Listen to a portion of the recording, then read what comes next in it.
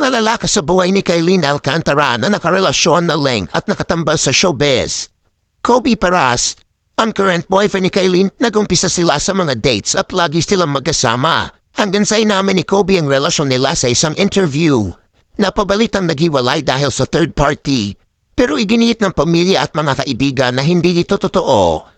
Mavi Legaspi, ex-boyfriend ni Kylene ng halos 2 years. Naghiwalay sila matapos mapansin na hindi na sila nagsasama at wala ng post sa social media. May third-party issue din na nadamay pa si Dasri Choi sa hiwalayan nila.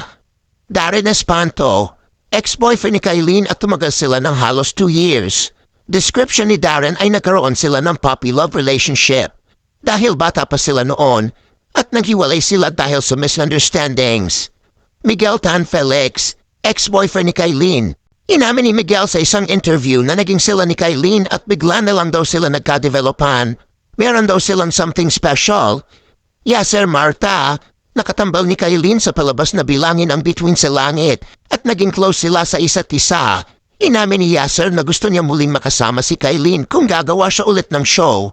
Manolo Pedrosa, nakatambal ni Kylene sa palabas na Black Lipstick. Inamin ni Manolo na attracted siya kay Kylene dahil sa kanyang passion sa pag-arte at trabaho niya.